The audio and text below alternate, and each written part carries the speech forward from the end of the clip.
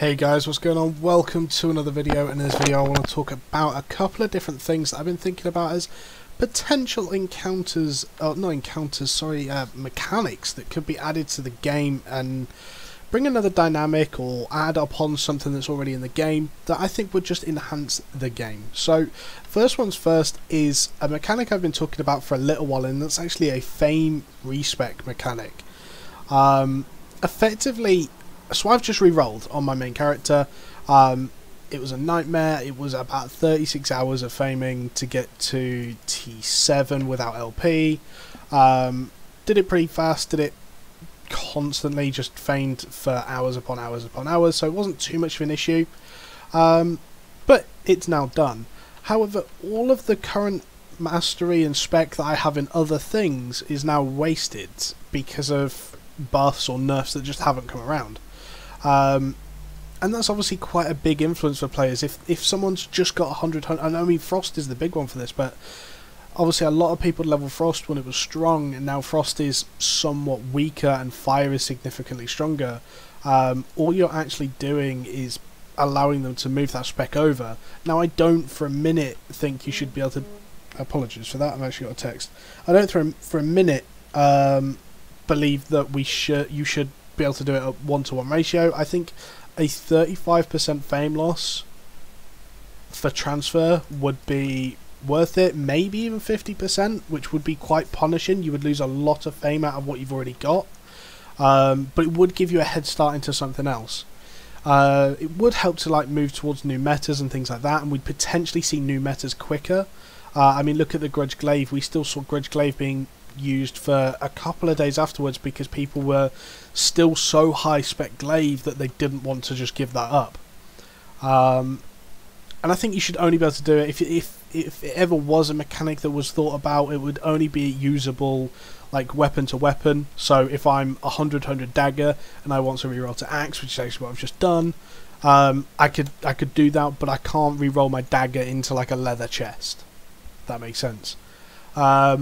But yeah, I think that's something that could be really cool in the game. People have told me, oh, that kind of kills the idea of it being a sandbox. I mean, no, it doesn't. You're still going to have to grind. It's not like you're going to be able to instantly put something to tier 8, 100 spec. But it does give you a little bit of a head start, which kind of moves you towards getting into the meta, which I think that in itself could be quite fun. So let me know what you think about all these in the comments, by the way. The next one is 10v10 town plots with built defences. So the siphoned energy mechanic is actually a really cool one. I really like it, but at the moment we only see them used for battle mounts, and I've still only seen 2 battle mounts out in the open world. Why? I mean, the Command Mammoth, why would you ever use it open world? There's not a big enough open world encounter where that's worth using. The lizards more so, but still not needed in most situations. People aren't going to be bringing them left, right and centre. They're going to be using them for the ones that you have to win, the war camp that's really important. So yeah, I mean, they could really build off this siphoned energy mechanic and go into something like built defences for towns, for like your town plots. So as example, like Knucklebone Mound, that sort of plot, not Carleon and things like that, but even actually Carleon and things like that. Having defences built means that you give the defender a bonus, a defence mechanic, without just giving them a flat IP boost that's super boring. It allows people to actually, if you have siphoned energy and you really want to defend your main town plot, you can go and invest a lot into it. It should still be takeable, of course. We don't want to go back to the situation where town plots weren't takeable, but I think this mechanic would be really cool. And the reason for it being 10v10, basically, why not?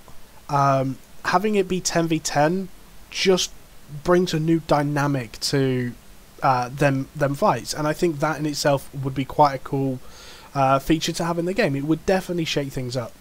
And we'd see some interesting, cool builds and group setups and things like that, which would be really awesome. Next one is a solo player's siphoned energy type mechanic, type leaderboard, with potentially more ways to earn it solo as well. Obviously, you'd have to be able to earn it at a lesser rate, but I think if people want to contribute toward their guild and want to work towards the guild, having some sort of siphon energy set up where solo players can get it. Obviously, I know you've got diving mages at the moment, and that's probably the only real way that could work. Having something like that would be really competitive. I know personally, I would want to be competing and trying to earn a decent rating in that, because it means, I mean, it gives me something to do solo, and I think that's a big thing that's been complained about with the game. It doesn't really have a solo presence other than gathering. It doesn't really have a solo presence, which is a shame, unfortunately. And then I've got another two which are kind of built off other mechanics. So the first one is about castles, which is castles cooldowns.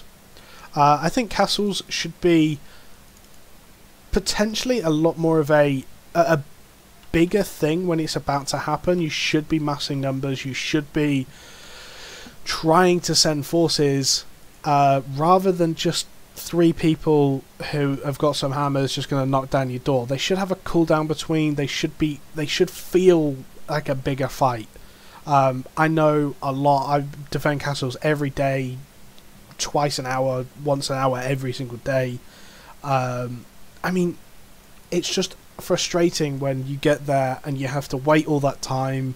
You have to do whatever to try and reset the castle, when realistically all you've actually done is waste. All 3 people have done has wasted 10-15 people that you've massed to come to this castle to defend it, their time, which no one really enjoys. I mean, the 3 people probably enjoy it, but yeah, I mean, it's quite an annoying mechanic. And actually, I don't like the fact that I have to drop guild every time to reset the Lord. There should just be a way that if I control the throne room, or the Lord room, and I'm in the guild that owns the castle, I should just be able to reset him, bonk him on the head and reset him. Even if that had like a 2-minute thing where he said, right, stay in the Lord's room for 2 minutes, and you'll be able to reset him.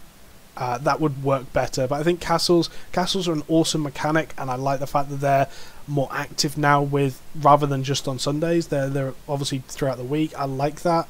But I think you've kind of got to get it right as well. You can't just leave it as it is. I think there's still work to be done with it. And finally, a lower tier resource boss. So I was thinking tier 3, and tier 3 or tier 4. And the reason for this is, and I know people are going to go, why do we care about tier 3 or tier 4? Well, imagine how much fame you get out of the higher tier ones. It's a concentrated source of resource. You can gather it very, very quickly. It adds another sort of open world opportunity for PvP. You could have it in Royals and Outlands. Having a tier 3 resource boss in Outlands, you're damn right that's going to get killed and farmed on cooldown, because they can't get access without tier 3 to the other areas. The only issue that potentially has, it does kill a kind of revenue for a lot of people that transfer tier 3 to Carleon.